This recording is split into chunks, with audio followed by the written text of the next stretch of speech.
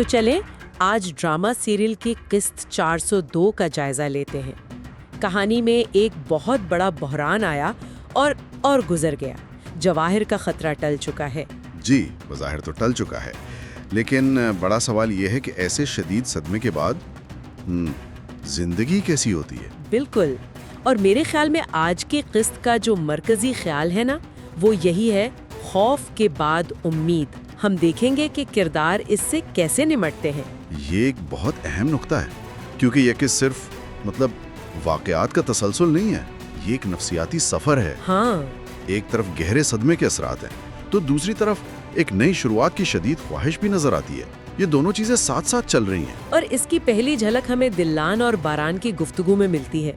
वो पहाड़ वाले वाक़ये के फौरन बाद बारान दिल्लान की हिम्मत की तारीफ कर रहा है। हाँ, खास तौर पर एक माँ के तौर पर। और यहाँ एक बहुत बहुत दिलचस्प नफ्सियाती तब्दीली नजर आती है। अच्छा, वो क्या? देखें, जब बारान कहता है मुझे तुम पे फख्र है, तो ये सिर्फ तसल्ली के अल्फाज नहीं है। उससे पहले वो हमेशा दल्लान का मुहाफिज था, है ना? हाँ बिल्कुल। बारान के वालिद साहब तो शदीद गुस्से में थे कि उसने अकेले ये सब क्यों किया। ये थोड़ा अजीब नहीं लगा? पहली नजर में शायद लगे, लेकिन इससे कारा भी खानदान की बुनियाद का पता चलता है।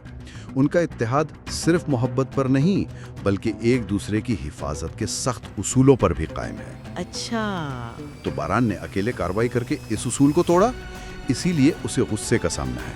फराद का खौफ भी, वो भी इसी बात की निशानदेही करता है। एक का खतरा मतलब पूरे खानदान का खतरा। तो एक तरफ ये मौत का साया है, लेकिन कहानी हमें ये भी दिखा रही है कि ऐसे ही अंधेरे में उम्मीद की किरणें भी फूटती हैं। और उम्मीद की सबसे बड़ी किरण शायद हारून और यास्मीन की कहानी में है। ओह हाँ, आखिरकार उनकी मोहब्बत का इकरार तो इस किस्त का सबसे खुशगवार लम्हा था। जी बिल्कुल, लेकिन इसमें भी एक गहरी बात छुपी है।